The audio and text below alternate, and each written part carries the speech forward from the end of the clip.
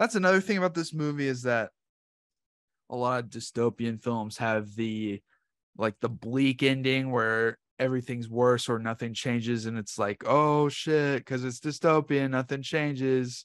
It's just the same cycle. But this one has like a nice positive, like we can possibly rebuild outside of this dome and, you know, grow old. I disagree.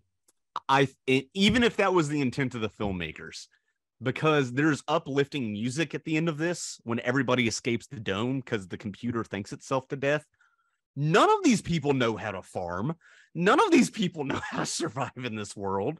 They're all children, completely helpless. I mean, even if they're above 18 or what, they're all children, you know.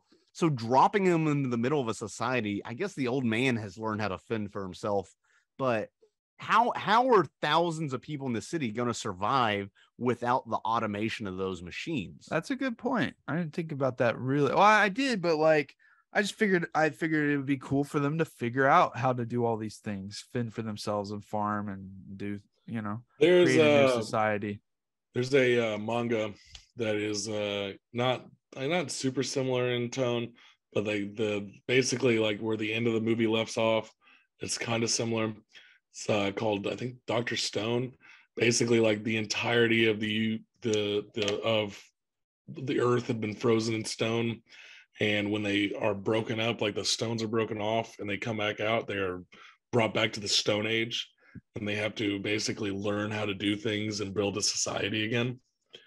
So I could see it going like that, you know, one or two ways. Like this, you know, mangas are ridiculous, so there's ridiculous shit that happens, but they the leader of their tribe is the smartest person on the planet at that point, who's like trying to lead them back into the modern age. So basically they're going from where they're at in the modern age, they're gonna have to go back from square fucking one. And that's without the abundance of like animals and stuff like that, because the old man says really besides the cats, there's not a whole lot left.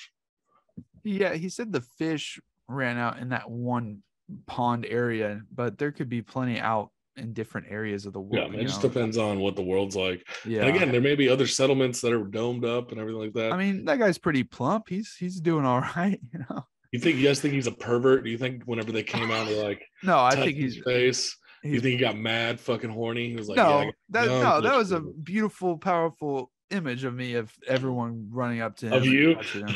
You throwing yourself in that character?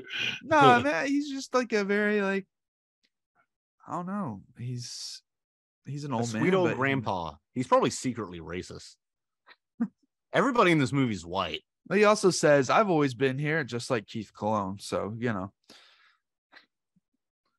Maybe that is Keith Cologne. Yeah, maybe it is. He lost in this world, not knowing left from right. Too many drugs.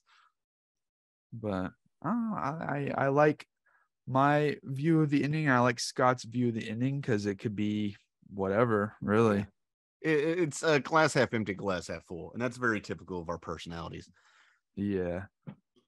I wish the ending would have been like they come out and then some catastrophic event immediately happens again. I wish the ending was they all come out and then we learn the entire movie took place in the mind of an autistic child looking at a It's just Adrian holding a snow globe. Thanks.